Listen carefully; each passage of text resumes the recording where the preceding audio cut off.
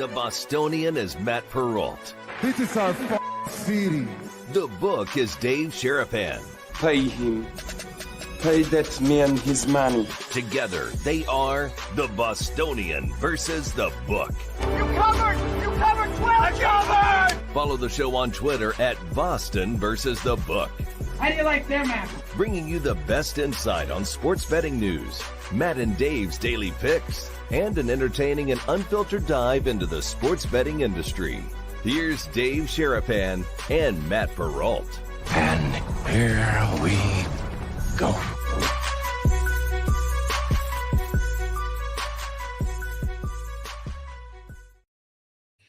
Happy Monday, boys and girls. How are you? Welcome into another episode of the Bostonian versus the Book. My name is Matt Perrault. We are live on our YouTube channel at Boston versus the Book. We are on the same handle on X and Twitter at Boston versus the Book. Replayed on Sports Grid TV and Sirius XM channel 159. Thank you guys for being here on the 14th of July here on a Monday. It is a home run episode for us here for BvB. And well, this is sort of the desert of the sports calendar. We don't have a ton of things going on besides the home run derby. We got a bunch of things to recap, which is good.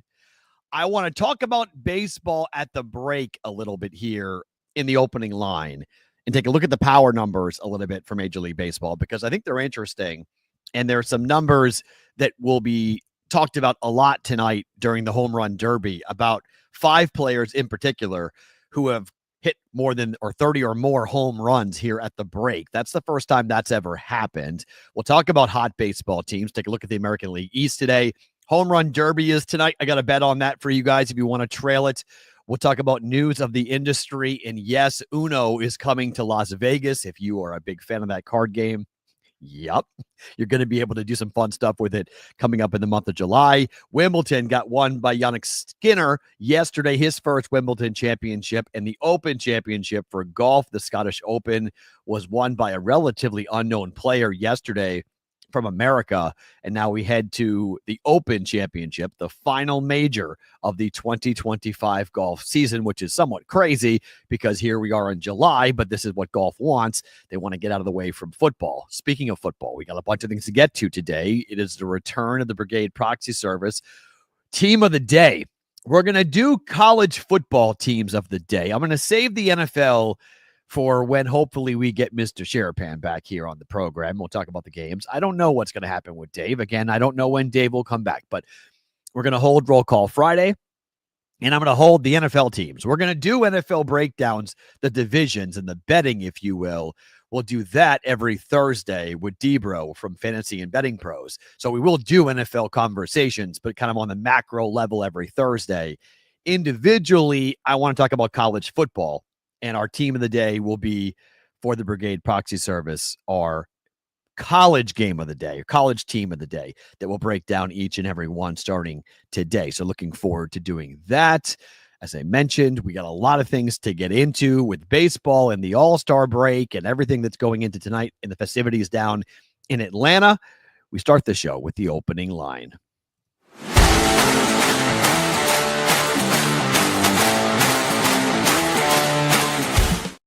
All right, opening line for us. Yahoo Sports reported this morning that this is the first time in the history of Major League Baseball that we have 5 players who have hit 30 or more home runs as we hit the break. Cal Raleigh is the headline guy, okay? Switch hitter with 38 home runs. He leads Aaron Judge, who has 35. Ohtani with 32. Suarez for the D-backs has 31. And Schwarber for the Phillies has 30. Now, while that seems like a great headline for Major League Baseball to highlight tonight in terms of where we are for the home run derby, to talk about all the hits and home runs and everything that's happening in Major League Baseball, in reality, the home run rate is tied for the second lowest in a decade. It's tied with last year, which also was the second lowest in a decade. But the twist to all of this is that while the home run rate is way down, strikeouts are way up. The average game length is down to about 2 hours and 36 minutes. And that is causing TV viewership to go up.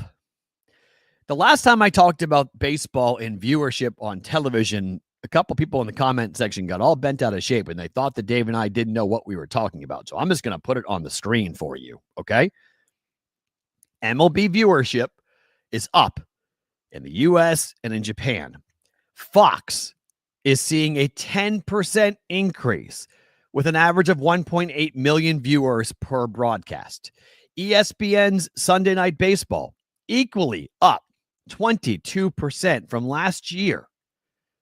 Or sorry, 12% from last year. ESPN's coverage overall is up 22% from last year. MLB Network increased 13% on Instagram, according to their social media posts. MLB.TV, what I use to watch all the baseball games, I stream everything, 27% increase in viewership, according to a social media post on MLB.com. And on top of that, there is a noticeable and notable increase in viewership amongst the younger demographic, 18 to 34-year-olds, with 69%, a bump of 69% increase with that core demographic. I bring this up because baseball is having a very interesting conversation right now about scoring. Sorry. Scoring is Scoring is way down. Like way down. And we talked about it, about the shutouts that we were having. Like there was like 2, 3, 4 shutouts a day happening in Major League Baseball. Shorter games, less scoring has been good for business because a shorter game means a better window for the viewership in TV. That means less home runs, less scoring, less home runs. So what's going on with the ball? Because that topic has to go hand in hand with what's going on. Fly balls are traveling an average of 4 feet shorter in 2025. That according to The Athletic. MLB confirmed those findings, but said no intentional, that's a key word there, no intentional changes were made to the baseball, as all of the baseballs remain within specifications, which is the size, the weight, about 5 ounces to 5.7 ounces. One unnamed league source telling The Athletic, increase in drag may be causing the balls by the higher seams on the baseballs, which are hand-stitched and sometimes prone to being inconsistent, to not fly as far. That theory by Andrew McCutchen of the Pirates said an MLB rep told him that the balls are indeed different this year. And that, quote, while nothing can be done about it this year, they're working on getting to the bottom of why the seams are higher on the baseball. Thus, the ball has more drag. There's also been, and Yankee fans will say this, like Max Fried is dealing with a blister at the moment. People are saying higher seams, more blisters. We'll see how that goes. But it is an interesting look at baseball because the lower scoring games, it almost feels intentional. It almost feels like baseball wants this. Guys are being rewarded by hitting a ton of home runs, but they're not hitting a ton of home runs. Do you know what they're doing? They are striking out a ton. I went and looked at this. The Houston Astros currently have struck out 930 times in 96 games so far. That's a baseball team, by the way, that right now is in the playoffs. That's a team that's been really banged up, but a team that's got offense and defense, and a team that could very well be, and I've already bet it at 10-1, to win the World Series. The Astros are a dangerous team, but the Astros have struck out 930 times in 96 games. If you go back 10 years, the Cubs led Major League Baseball in strikeouts with 1,431 in 162 games. I mean, the Astros are going to blow past that. They're going to be way far ahead of that coming up when they play 162 games with 930 Ks so far for the Houston Astros. So while people are going to be highlighting everything that's happening here with baseball and 5 players hitting 30 or more home runs, those players are just sort of like the anomaly They're the ones who figured it out. They're the ones who have been able to drive the baseball, and they're the ones who have just been hot. They've barreled the ball, they see the ball better, and they get better pitches to hit for whatever reason. These 5 are not the norm. The norm is that guys are striking out a ton, the games are going really fast with the pitch clock, and baseball is benefiting from all of it, which is the opposite of what happened the last time baseball went into a massive scoring drought for pretty much a decade. Because in the 90s, there wasn't a lot of scoring going on. That is what preceded the steroid era, because baseball wasn't being watched. People were calling it boring. People were saying it's not fun. There weren't as many power arms in that time frame either. If a guy threw 100, it was pretty impressive. It was Roger Clemens, Nolan Ryan. It was like, oh my God. Now every dude in a bullpen comes out chucking 100. Like everybody throws 100 now in Major League Baseball. So since we have a power arm against power hitting players who are just trying to hit home runs, that drives strikeouts way up. But people, for the most part, like it. That's the weird part about this. The feast or famine nature of Major League Baseball and the fact that baseball has become pretty much a home run derby like tonight. They like it. At least they've shown it with their eyes and their attention spans. They like it. Watching Cal Raleigh go off, they like it. Watching Aaron Judge, feast or famine, strikeout or home run, they like it because they're watching it. So baseball gets to benefit from this because the pitch clock in the power arm is driving up strikeouts and lowering scoring and driving teams to have, consistent weeks where they score 1, 3, 2 runs a game for a week. It's not just 1 or 2 games. It's just consistent. They get into a rut and they don't get out of it. Or they get on an offensive explosion and they just keep it rolling. I mean, the Red Sox over this 10-game winning streak, it's ridiculous. They're scoring 8 runs a game. They just score and score and score and score and score. Some of it's pitching. Some of it's just guys getting hot. But a lot of it also is the fact that the game is being played totally differently now than what it used to be played. And so here we are at the All-Star break looking at these 5 players and saying, my gosh, look what these guys have done. This is amazing. We've never seen 5 individual players at the All-Star break hitting 30 or more home runs. This is historic. But it sort of covers up everything else that baseball is dealing with. And I'm not saying it's negative. I'm not saying it's awful that baseball is being played this way, because baseball fans, or at least the younger generation, they're clearly okay with this. I'm not okay with the way baseball is being played. I don't like the way baseball is being played. I think baseball, if you are someone who is a purist who has watched the game for decades, you miss the hit and run. You miss the stolen bases there because the bases are bigger now, but the hit and run's gone. Bunting guys over, safety squeezes and suicide squeezes. Like these things, they happen, but they don't happen very often. It's not a consistent part of someone's arsenal to go to the plate with it. We don't do the little things anymore. We don't move runners over, hitting to the right side, sacrifice fly. And we don't do these things. It's all or nothing. We're just looking for home runs. Every single 1 to 9 hitter is up there trying to hit the ball to the furthest destination possible. And that's not the way the game's supposed to be played. There's a lot of different ways that baseball can be executed. And we're in this very weird period where everybody wants to hit home runs, but nobody can do it really. Again, baseball right now is tied for the second lowest home run rate in a decade, just like last year. Back-to-back years of having a very, very low home run rate. We got a couple of guys who are hot, who are driving the ball everywhere, and they're getting all the headlines. Cal Raleigh's a switch-hitting catcher who's going to break every record for catchers if he keeps going like this. He's going to have the single greatest home run hitting season by a catcher ever. So, and we'll see him tonight in the home run derby. He's the odds-on favorite to win the home run derby tonight. So you've got that storyline going on.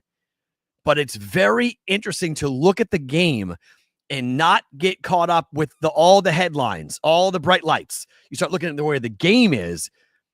It's kind of like a 60-year-old actress who's got a facelift. She might look great, but the guts might be all a mess. The game's not healthy. Even though the metrics would tell you the game is healthy, I don't believe the game is healthy. I don't think baseball can sustain like this, where every single pitcher is going to have Tommy John and every single hitter is trying to hit 30 home runs, forget average, forget doing the little things. I mean, look at some of these games. I've watched games this season.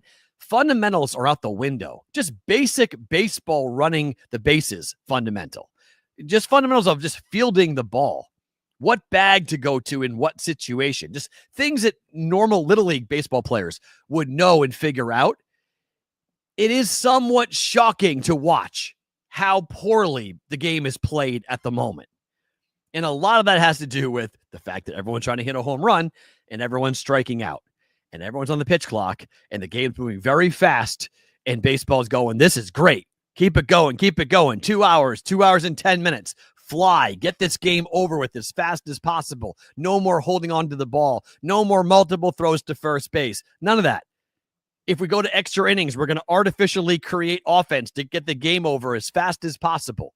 I'm not saying that going to Fenway to watch the Yankees and the Red Sox for 4.5 hours was incredibly enjoyable. I don't think it's incredibly enjoyable, but I do think there's a place for it once in a while. I do think it was a neat little anomaly. Like every game being played like the Braves used to play the games with Maddox on the mound. It's fun. I just don't know how it is.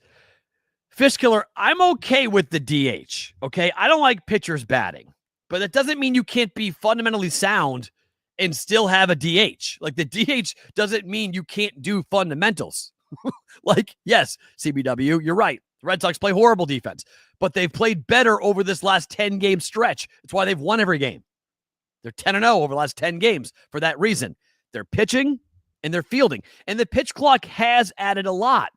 But as Eric is pointing out, he's absolutely right. There is no such thing as small ball anymore, which stinks because there are teams like the Pirates who can't score. There are teams who score 2 or 3 runs a game, but they only can score by a home run. So, like, if you can't manufacture a run, well, do something else. If your offense stinks, if you're the Royals and you can't score, you're the Rays and you can't score, you're the Pirates and you can't score, do something else to score. Find other ways to manufacture offense. It doesn't happen. It's all about the home run. It's all about the home run. And then it's all about the strikeout, right? If I'm throwing it 100 miles an hour and you make contact and you can hit a 100 mile per hour pitch and you can put it on the sweet spot, it's going to go. Like that ball is going to fly, which is what they love, right? Can you hit 101? This Jacob Mizorowski kid who's going to pitch in the AllStar game. It's got everybody in Philadelphia pissed off because the kid's pitched 5 games in his career and he's an all-star. And baseball hand selected him to go in there and saying this is, according to the Phillies, this game tomorrow night is like the Savannah Bananas. It's not real baseball. It's just an exhibition. It's just a made-up TV show. It's like, woo, okay. All right, there's some anger there. Mizorowski is an incredible talent, but there's a good point to be made about a guy who's only pitched 5 games in his baseball career, now being an all-star. But that kid coming in at 6'5", throwing 102 miles per hour, facing off against Shohei Ohtani is stop traffic, must-see TV, you must watch this. And so kids are doing that. Kids are watching it. And so this is part of where baseball is and where baseball is going. I love the idea, okay, that baseball is healthy. I love the idea, and I hope I'm wrong, okay? I'm just not so sure that the metrics are playing that out, that just because, and again, they could go, we only care about our TV network, Matt. We don't care about anything else. That's fine, okay? That's fine. But I want the game to be healthier. I want the game to look better. I want the game to be more enjoyable. I want the game to be more fun. Strikeouts way up, scoring way down, and 5 guys making history, hitting home runs at the break, and that's all we'll talk about. Got 5 guys who hit home runs. 5 guys who hit 30 or more home runs. How about, no one else is doing it. It's great. A lot more than 5 guys play in Major League Baseball, and that is my bigger concern over what 5 guys have started out the regular season looking like. Let's talk about the weekend.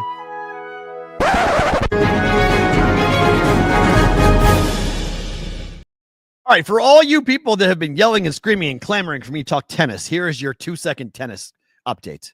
And by the way, I'll give you an F1 comment in a second as well. Jannik Sinner won Wimbledon. 4-6, 6-4, 6-4, 6-4 over Carlos. It should be Carlos, not Carlos. Carlos Alcaraz. The games were set at 40.5 by the bookmakers. It landed 40. This makes the show because of that.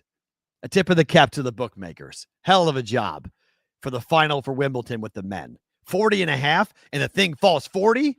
Oh boy, that cut a lot of people.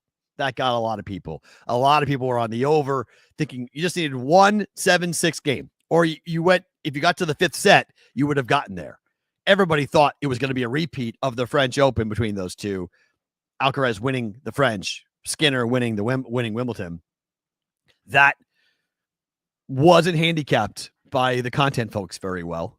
Everyone was talking about what was going to happen with Sinner and how he didn't have it and the elbow was a problem. And Sinner. Sorry, I keep on calling him Sinner. I called him Sinner yesterday on Sports Grid too. Sinner. Sorry. Sorry. Sinner. Yes. Thank you, Ian Lights Out. I called him. Did I write Sinner I did on that? I did. I wrote Sinner too. So that's why I was saying it. I said that on Sports Grid yesterday. I don't know why I want to call him Jannik Sinner. It's Sinner. Thank you. Who won Wimbledon yesterday. Hell of a job by the bookmakers. Hell of a job to put that thing at 40.5 and have the thing to fall 40. There's your Wimbledon. Here's your F1. Congrats to F1 for doubling their media rights with Apple paying them double what ESPN was paying them. Congratulations. Anytime a business can do that, I'll tip my cap to you and say, way to go. That's an impressive move to be able to pull that off. To say, hey, we have the same product, but you're going to pay twice as much. If you want it, you need twice as much. And Apple said, okay, that's fine. We'll go ahead and do that. So Sinner is the goaltender. That's right. The K is silence. That's great. That's pretty good. Yeah. So get Sinner back in net. Yeah, it's still back on hockey. But I gave you your F1 comment there, Addison. So there's your F1 for the area. Tip of the cap and props to Tito. Terry Francona won his 2,000th game as a manager in MLB, 13th to do so. Hell of a career. He will always be my favorite manager for the Boston Red Sox. I love Alex Cora, but that guy is royalty always for what he did in 2004 with the Red Sox. Unfortunately, it ended really in a crappy way because the Red Sox ownership was horrific to that guy on the way out the door. But I mean, if anybody, I know there's talk about how do you honor the 04 team. There's been some talk about what do you do coming up in 2034 and 30 years. Do you have a Manny Ramirez statue, David Ortiz statue, Terry Francona statue? Like, what do you do with that? It's going to be David Ortiz most likely, but is Tito a first ballot Hall of Famer as a manager? Yeah, probably. I'd put him as a manager. Sure. Not as a baseball player, obviously, but as a manager. Sure. Yeah. I would put him in the Hall of Fame. I mean, he broke the curse, right? I mean, he's been a great manager everywhere he has gone. He has won everywhere he has won. Yeah, 25th anniversary is in 29, right? You can do that. There's been some talk about how do you do that? How do you honor that team? Because Tom Brady is getting a statue this year. So, like, you're putting a statue of Brady. If you want to talk about, like, the Mount Rushmore of New England athletes of my life, Brady's number 1, David Ortiz is number 2. So, like at some point, the Red Sox are going to have to honor David Ortiz. But you normally build statues when guys die. It's not all that often when you build a statue for a guy when he's alive. So the Brady statue unveiling in August will be interesting to see how that goes. And see how that gets played out. Bobby Orr is up there, but that's not my lifetime though, CBW. Yeah, in your lifetime. Okay, not in mine. The greatest Bruin in my lifetime is Ray Bourque. And he never won a cup in Colorado. So, I mean, I guess you could probably make a case. Bergeron is in the conversation. It's probably Bergeron. It's just there's a lot more sentiment in New England for Ray Bourque over Patrice Bergeron. But Bergeron was incredible. So he probably would be there too. So it'd probably be Bergeron, Ortiz, Brady, and then the Celtic is wide open. It's most likely Larry Bird, but I mean, in my lifetime, it's Larry. But I mean, Paul Pierce has got a lot of people's attention. He only won 1 championship, so it's tough to put him over Bird. But a lot of people, younger people, love Paul Pierce. He has a championship and obviously gone on to a broadcasting career afterwards. So he's been in the public eye. A lot of folks know him as a broadcaster as much or more than as a basketball player. So, I wonder how that, from a basketball perspective, is probably Bird. I would say Bird. So Bird, Ortiz, Brady, Bergeron. It's probably the Mount Rushmore of Boston of my lifetime. But, Francona is incredible for what he did for the city, what he did for Boston, and he was just treated horribly on the way out. So congrats to him on that.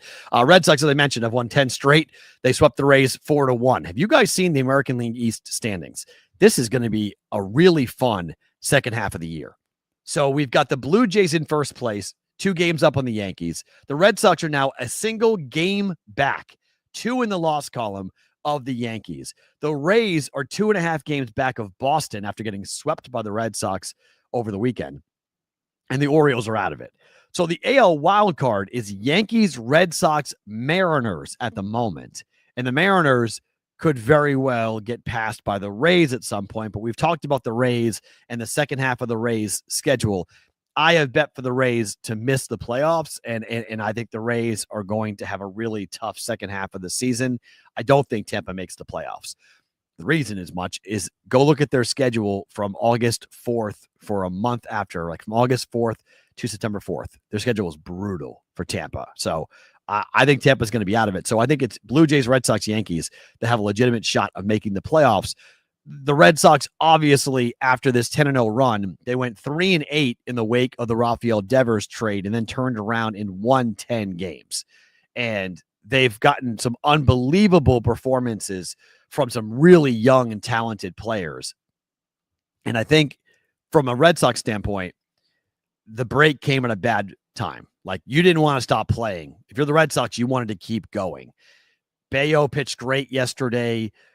Garrett Crochet went 9 on Saturday, struck out 9, complete game, shutout. Like, he was unbelievable against the Rays. He did it against the Yankees. Like, there's just a lot of positivity around the Boston Red Sox at the moment. And the exact opposite can be said about the Yankees because of Max Fried and where Max Fried is. And then once again, the Blue Jays are looking around going like, hey, guys, we're in first place. Why aren't you talking about us more? And it's fair. It really is a fair point. The Blue Jays need more respect, and they need more people talking about them because of what they've done. I'm not trading Chapman, CBW. Everybody needs to stop saying this. You can't trade Aroldis Chapman. You can't trade your closer and best reliever if you're trying to make the playoffs. Like, I don't know what I don't know what the Red Sox would get back for him. He'd bring back a haul, but why would you, unless the Red Sox come out of and they have a difficult schedule right out of the break. Okay. It's not going to be easy. August is tough for Boston, but unless you're completely dead on the 30th of July, what are you doing? Like, you're not trading Chapman. No way. Red Sox starting pitching has been, even Walker Buehler's figured it out. Like, that guy was a complete gas can, and he's figured it out. So I don't trade anybody. But the Yankees, if they lose Fried for any length of time in the second half, that's really bad for the Yankees. And look, the Blue Jays are good, but everyone is saying, and maybe I'm just, buying into the Blue Jays a bit too much, but I like the Blue Jays. I like their team. I like their pitching. Yeah, Jared Duran. You can't trade him either, CBW. You can't trade either one of the guys. You're not touching Duran. I wouldn't trade him. I wouldn't trade Chapman. But Duran is going to be a free agent next year, and he's going to get big money, and Boston has a glut of young and cheap outfielders. So the one thing about Duran is that he's going to walk. So he's going to walk for a compensatory pick or whatever you trade him for. So, he's not re-signing in Boston. In fact, Boston doesn't want him, to be quite honest. Boston doesn't want Jared Duran. He's awesome. He's a great player. They just have too many outfielders. They've got too much talent in the outfield at the moment. And so it's kind of an odd man out situation with Jared Duran, who was an all-star last year, not this year, but an all-star this year. And will bring, if they do trade him, will bring quite a lot of players back for him. I want to give you guys a play. This is not part of just the picks, but it's a play I made last night. The Brewers to win the World Series. I know you might go, whoa, hold on a second. This is 27-1. Okay. The Jacob Misirovsky story is wild. This kid, now, he has to keep this going. He's got 5 big league appearances under his belt, but 33 Ks in 25 innings worth of work, 12 Ks against the Dodgers in a start that the Brewers just flat out needed because the team hadn't been playing well. Getting Brandon Woodruff back is such a big darn deal for the Brewers to have a veteran presence like that who hasn't pitched in 2 years, to have him come in. And then Freddie Perrault is their all-star, and he was great yesterday. He's not going to pitch in the all-star game, but he pitched yesterday. You have a 1-2-3 that when you get to the playoffs, do they have enough offense? Absolute question. But the Cubs are most likely, it's either the Brewers or the Cubs are going to win the division. But the Brewers are going to make the playoffs. I would find it really hard for them to miss the playoffs. So at 27-1, can they win a series? Can they get to the National League Championship Series? I think that they can. And then we're playing off of it. Then we got some real flexibility, right? If they lose in the first round, then okay, fine, bet's dead. I wouldn't hedge in the first round. But after that, I 100% would start hedging on the Brewers because at 27-1, you have so much to play with. Their offense is their question, but they've been hitting. Like, they don't have one big bopper. They just have a lineup that can produce. They have a lineup of guys who can just go and score. The Vaughn, thing worked. That's a flash in the pan. I don't think that's a long-term solution for them, but to have a guy join the team in his first at-bat, hits a 3-run home run against the Dodgers was awesome. I mean, that was an absolute shot in the arm that the team needed. But this Brewers team has a bullpen that's good enough. They've got starting pitching, which is good enough, and they are hot here in July. Another team that didn't want the deadline. They've won 7 games straight. So are we buying them at a peak? Yeah, this is kind of a peak. But at 27-1, FanDuel has this at 27-1. The Brewers, I've bet on worse things than the Brewers to go ahead and win the World Series. I like the Brewers. I think they're a team to pay attention to. I think they're a team that's going to be fun to watch. And I know that Cub fan is going to laugh at this going like, yeah, go ahead and bet against that. Bet on that team. That's a donation. Maybe. It might be. The Brewers' track record in the playoffs has not been great. I'll give that to you. But I like their arms a lot. And getting Woodruff back, I think, is huge to have that veteran presence to go with the kid and Jacob Misirovsky. Those two plus Freddie Peralta, that's a 1-2-3 that can go up against anybody in baseball. Anybody in the National League can go. They can go to war. They can go to a 5-game and a 7-game series with those 3 arms and feel good and feel like they're going to have a legitimate shot at winning that series with those 3 guys. I love it. Time for a pick, not picks.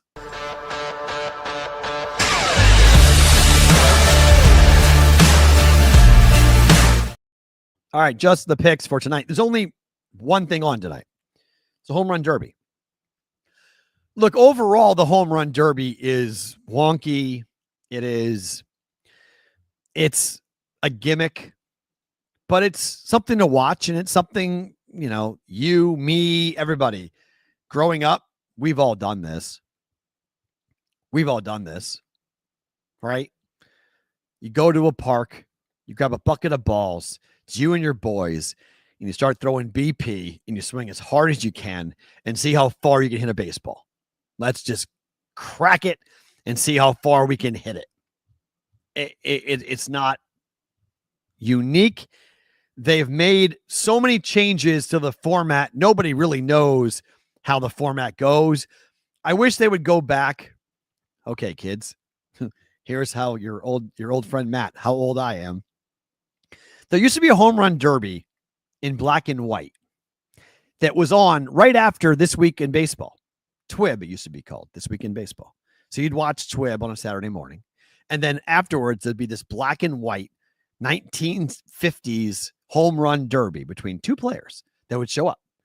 And it would be like, Roger Maris and Rod Carew and like these different guys who didn't wear a helmet.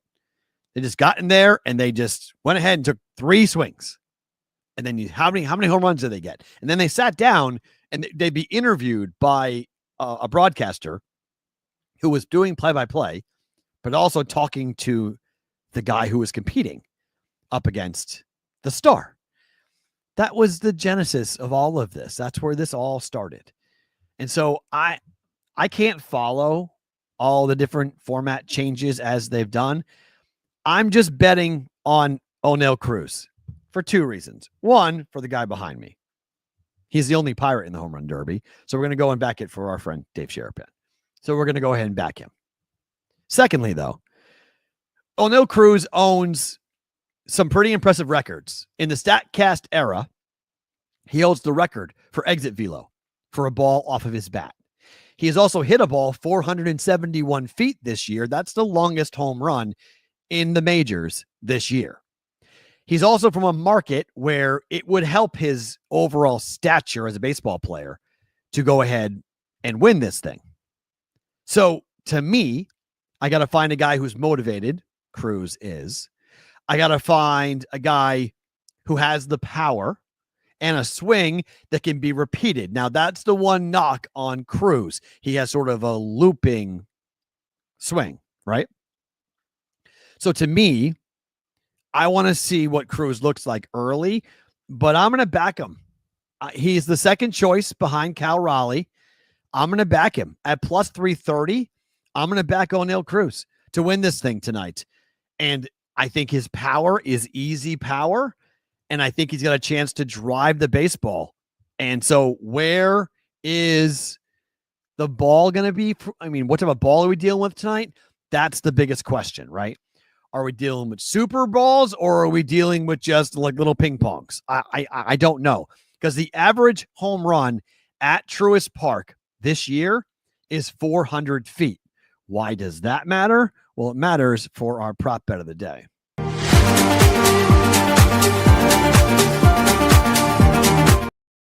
I'm going to stay with ONeal Cruz here for the BvB prop bet of the day, and I'm going to go with his longest home run to go over 471.5 feet. Again, he hit one at 471 already. And so Cruz, to me, has a shot. Now, the average, the prop at most books is 479.5 feet for the longest home run for the field tonight to hit 479.5 feet. Cruz is 471. The vast majority of the field is right around 450 feet for their individual longest home run. I think Cruz has a legit shot. Okay, so that's where you got it. Longest home run at 474.5 at Bet365. Nice job, Addison, posting that to our Discord channel, which happens a lot. If you guys haven't gone and joined our Discord channel, you should do so. TheBVBShow.com. We got guys who put up picks and recommendations all the time in there. Good job by Addison. He recognized that there were some discrepancies between the books. You can shop, and Addison's right. You should shop around to try to find the best price on whatever bet you want to make tonight for the Derby, because there's not a consensus. There's some opinions being made here by the books. So it's a little bit of a unique situation when it comes to the home run contest. But I think Cruz can go over 471.5. This is the at least last night, this was the highest individual distance prop at 471.5. Overall was 479.5. Now it's 471 for Cruz. That's a little surprising. That's almost an 8 feet difference. But I think Cruz goes 471. He goes over that here tonight with his, and look, he may go over 479. He may go ahead and hit that, but I'd rather go ahead and put 471.5, thinking that Cruz has the chance to get into one. And this is minus 110, as it was last night at DraftKings. It's minus 110. So I got him at plus 330 to win the whole thing, and Cruz over 471.5 feet tonight, coming up there for that.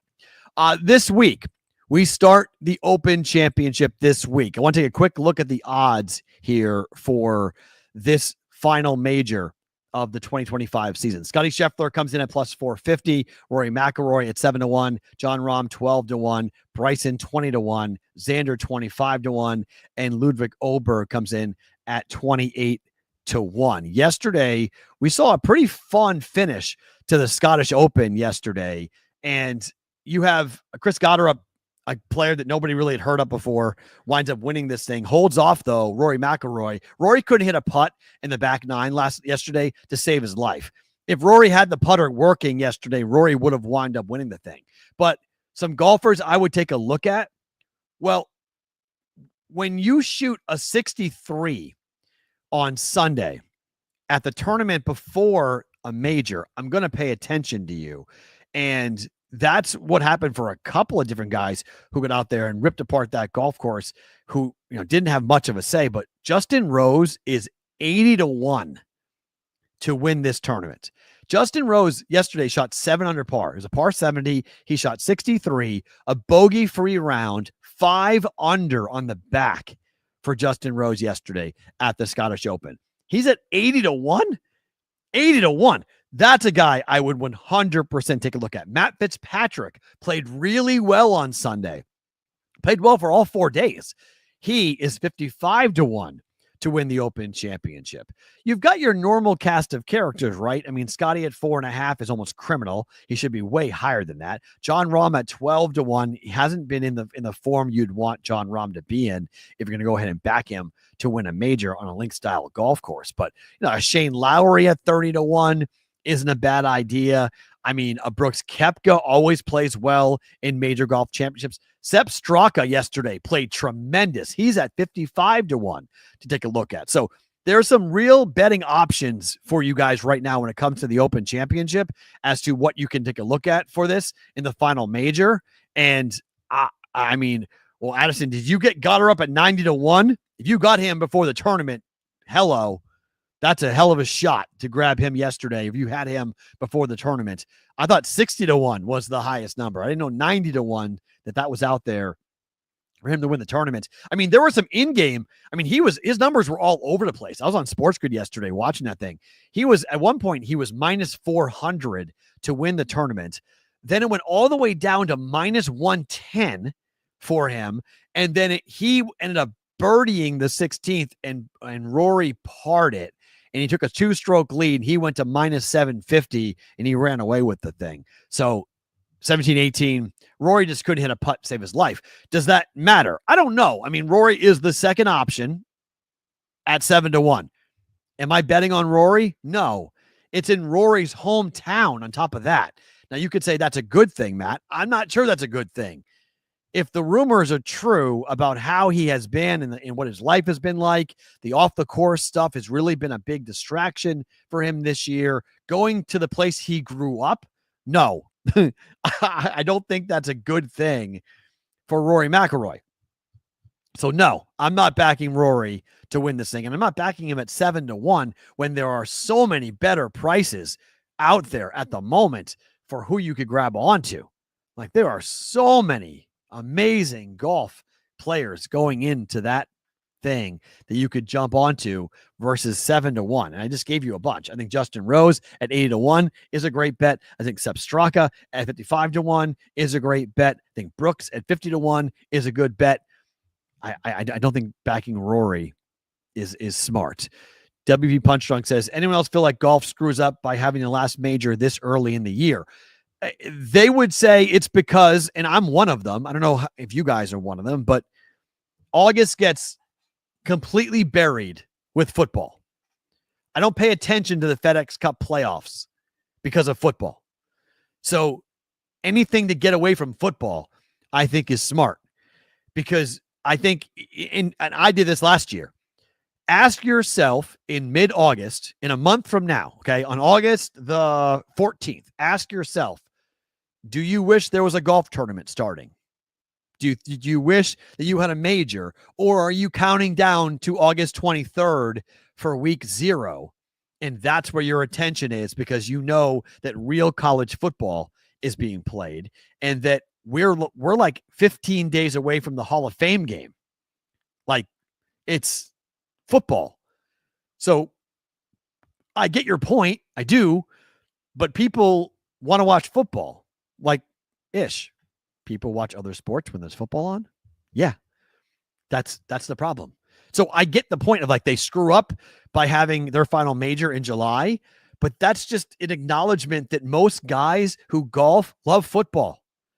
That it's a very symbiotic fandom there, that you love golf and you love football. You love playing golf and you love tailgating. It's barbecuing and it's, watching games and going to games on Saturday, Friday night, high school football, Saturday, going to college, Sunday, going to pros. Like we're all into this football stuff. We're not watching golf or playing golf. Like ask yourself, where are your golf clubs on Labor Day? They might be out, maybe, depending on where you live. If you're in Florida or Texas, Vegas, California, okay.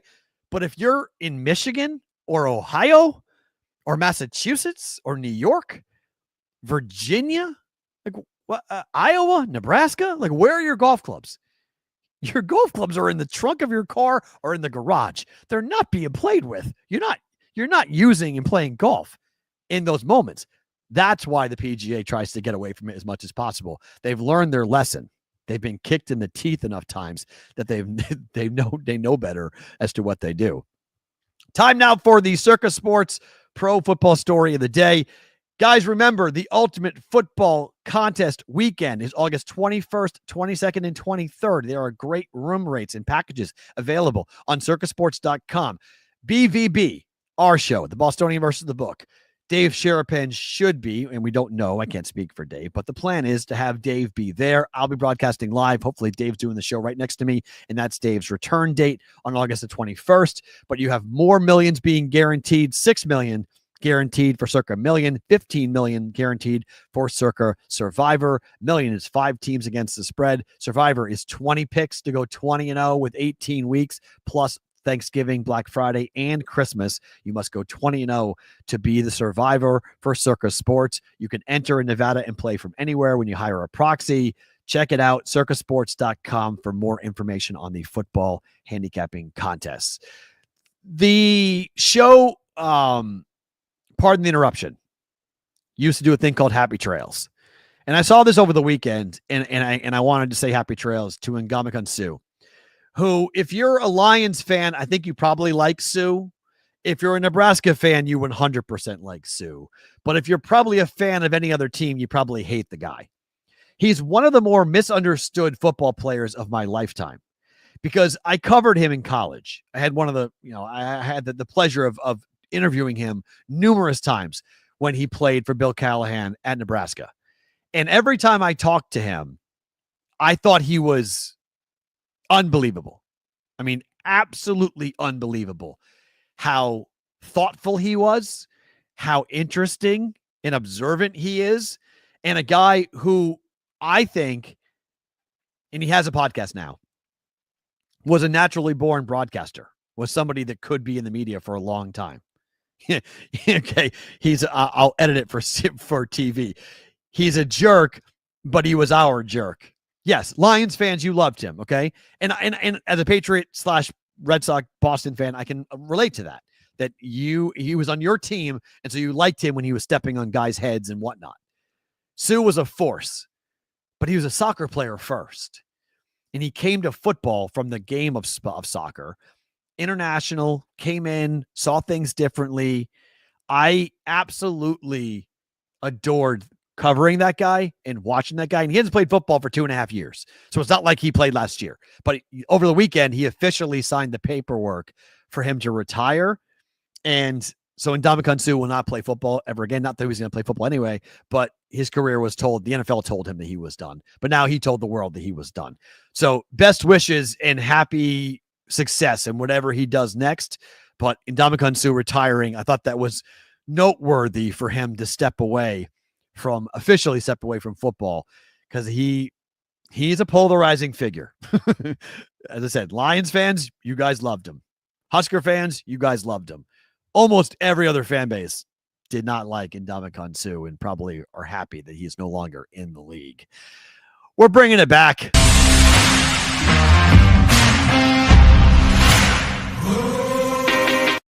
I haven't played it in a while. The Brigade Proxy Service college football team of the day. Every day now, taking you up to football. We're going to do a different team. I'm not going to do the order in any real order. It's going to be kind of all over the place. It's going to follow loosely the top 25, but there are certain teams I'll skip over, teams I don't really feel like talking about, certain teams that I want to get into. But today, for the Brigade Proxy Service College Football Team of the Day, it is the Texas Longhorns.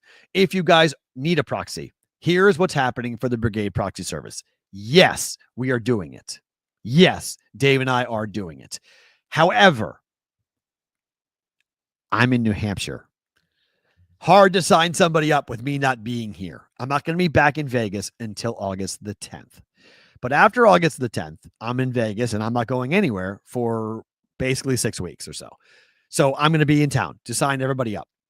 Day, night, whatever time we got to do it, we're going to do it. Okay. So you guys are going to text 702-570-8255. If you would like to hire the Brigade Proxy Service to be your proxy for this year for either the Circa Million or the Westgate contests, by the way, there's multiple. We'll talk about the contests for the Westgate later, but there's multiple, including a college football $500 contest that will be going on, which I think is a really cool idea coming up here for the Westgate folks. That will happen this year. So we are doing both the Westgate and for Circa, all of their contests. We're proxying for them all. 702-570-8255. I need to make an appointment with you guys if you're coming to town. Okay. If you're coming to town during July, we've got other people who are current proxies that we will recommend, that we like. If you need me to recommend you a proxy, I will do that as well to give to you our friends that we trust, that we think you'll be in good hands for this football season. If you want us to be your proxies, it's going to have to be after August the 11th when I can sign you up. So the football contest weekend, obviously, that's a great time to come in. August 21st and 22nd, 23rd, great time to come in to sign up. And we'll be doing that all weekend long, signing you guys up, taking care of everything you guys need to be taken care of for that. So if you need more information, go to thebvbshow.com to go and learn more about the Brigade Proxy Service, or you can always text, and that goes directly to me, 702-570-8255. Dave is part of this, okay? We're not going anywhere. We're still doing it. Text, don't call. Thank you very much, CBW. Absolutely, text, don't call. Today, it's Texas. The Longhorns are expected to be in the national championship game. Their win total is set at 9.5. The juice is minus 200. To quote our friend, Mr. Dave Sherapan, move the damn number. That number should be 10 or 10.5 for Texas. They are a little bit concerned about that. Why? Well, their schedule is why. And out of the gate, Texas gets Ohio State on the road. The fact that we're not making a bigger deal out of this kind of makes me mad. Like the countdown, forget August 23rd. August 30th, Texas at Ohio State out of the gate is unbelievable. Like unbelievable. There are road trips for Texas at Florida, at Kentucky, at Mississippi State, and at Georgia. The Georgia game clearly, but they're going to be facing two playoff teams in Ohio State and Georgia. Two in the regular season. So that's why the books are concerned about making it 9.5 or 10, because it looks like they could have a couple of losses on their schedule. Now, you can take the automatic wins. The San Jose State's a win, and the UTEP's a win, and Sam Houston's a win. Oklahoma is the Red River rivalry game. OU is always a problem. Kentucky on the road could be a problem. They'll beat Mississippi State. They'll beat Vanderbilt most likely, but Vanderbilt was a bunch of giant killers last year. Georgia on the road, good luck between the hedges. You got Arkansas and Texas A&M at home. After that, I mean, like, this is, woo, baby. I mean, of the losses, Ohio State could be 1. Oklahoma could be 2. Georgia could be 3. And this is Arch Manning's time. They're the odds-on favorite to win the national championship, Texas, at plus 550 at FanDuel. Ohio State is right behind them at 6-1. We get in week one of college football, we get the top 2 most likely teams according to the odds, to win the national championship in week 1. Like, this caught me today. I'm not going to lie. This caught me today. I was like, time out. I was like, time out. Well, okay. I knew that was happening at some point in my brain. I knew that was happening. But we have not made a bigger deal of this. We have not talked enough about Arch Manning going to Ohio State, the defending national champs. That's the defending national champs. Arch Manning and Texas, they'll be number 1 in both polls. Number 1 team in the country going to Ohio State in week 1. Big Ten, SEC, collision course in week 1. Like, that's Daytona. That's like the Daytona 500 for NASCAR. Like, their biggest event happens in the first week of the season. That's what this feels like. Like, it's the biggest game of the year in week 1. Out of the gate in week 1. Oh, my. Like, can we fast forward, please? Oh, my. How fun is this going to be with Texas and Ohio State? By the way, I would bet over. On this 9.5, I'd bet over. They're not going to lose. If they lose to Ohio State out of the gate, they lose one more game, maybe one more game. But one loss is really possible. What I love, though, is that we might have more chances to watch a Texas at Ohio State because of the playoff expanding. And so you can do that game. You can go play that game. And you can lose that game. And you're not out of it. Your year is not over. I mean, Alabama's lost early before, and they've come back. But so wild. So wild. Oh, look at this. This is perfect timing for news of the industry. Good job, CBW. I appreciate this. News of the industry time.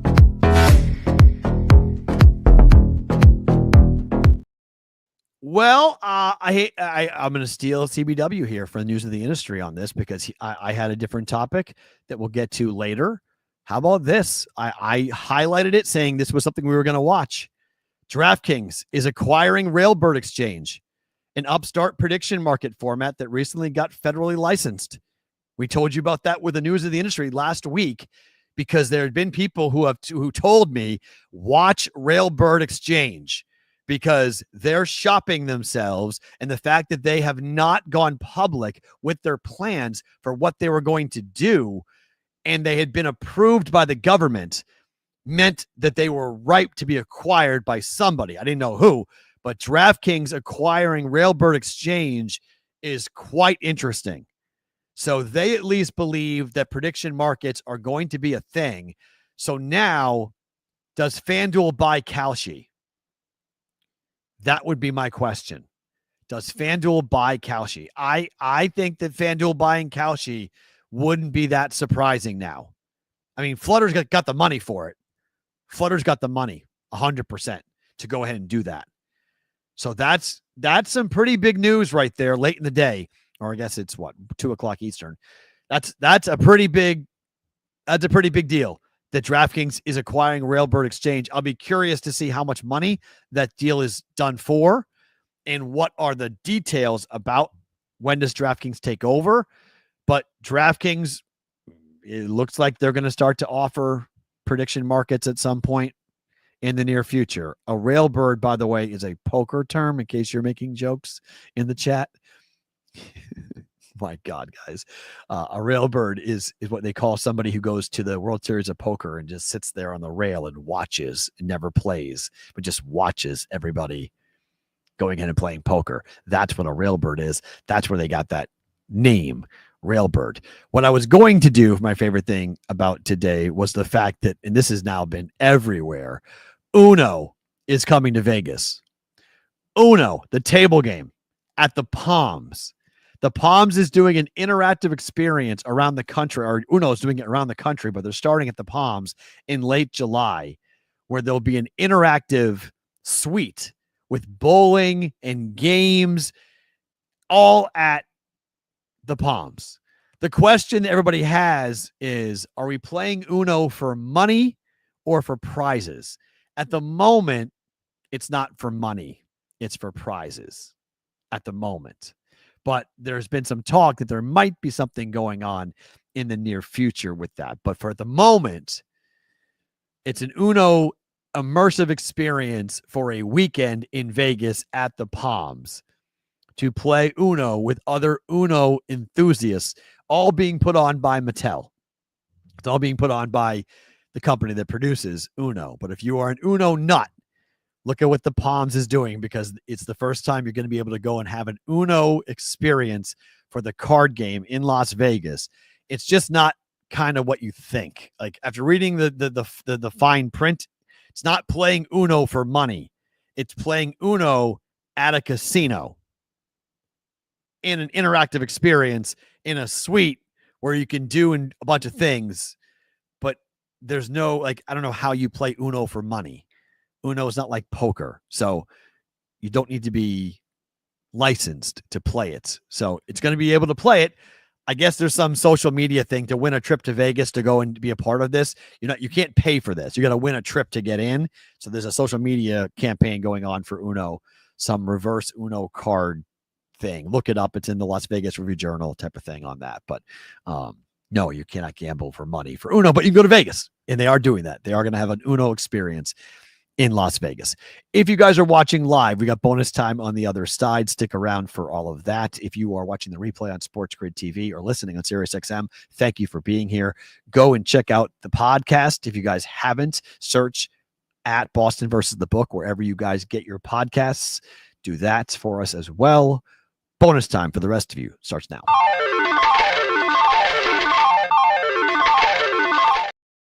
All right, now I can put up. Where was that by Addison? A Railbird's the one girl that always asks for bumps at the party. Okay. Okay. So yeah, it kind of, everybody was like going crazy on that. Ish. I'll read you the actual details here. It's called the Uno Social Club is what they are doing with this.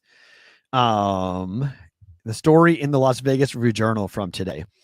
To enter the contest, fans must post a TikTok video using Mattel's new Uno reverse card filter and hashtag Uno Social Club and hashtag Mattel contest. You must be 21 years or older, and you must be a resident of the contiguous United States.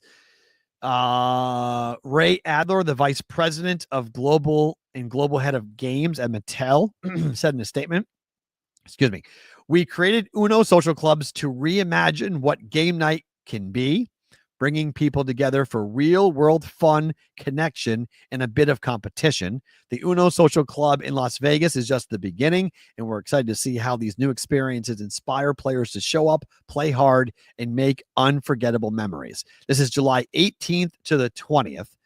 The launch will happen on the launch starts on June 19th. One winner will be treated to a weekend stay decked out in a Technicolor Uno-themed suite at the Palms on July 18th and 20.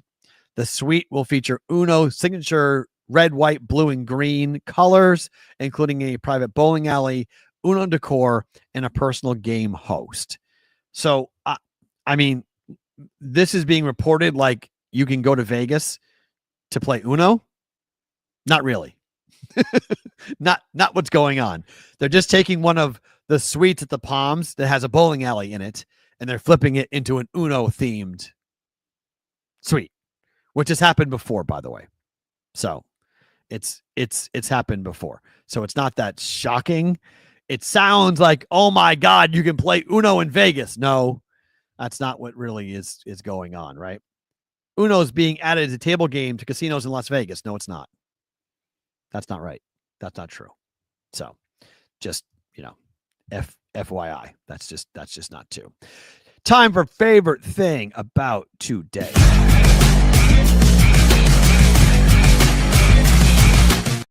All right, my favorite thing about today, happy birthday goes out to my brother. I am a kid of a modern family.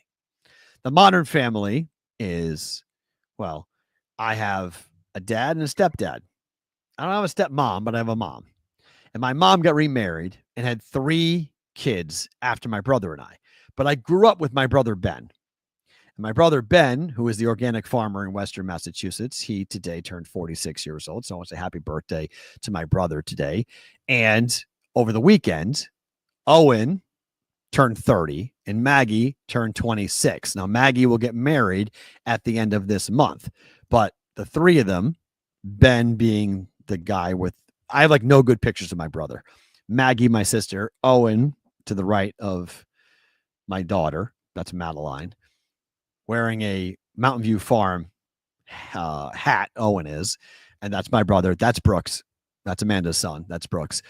That's the tractors. My brother's got like 5 in his house, but in that barn, whatever the hell we're in. But I wanted to pass it along to them. And it's, you know, when your brothers are getting old, birthdays don't matter all that much, but it's still nice to call your brother and wish him happy birthday. So favorite thing about today is my brother, Ben. Today's birthday, Saturday and Saturday was 2 for Owen and Maggie. Happy birthday to both of them on Saturday. But today, my brother Ben, July the 14th. It starts this whole entire month. My daughter, her birthday, you know, she turns 11 on the 30th. So it's 2 birthdays on the 12th, 1 birthday on the 14th, 1 birthday on the 30th. It's July. A whole lot of July around me. I'm an April baby, but whole lot of July going on with that.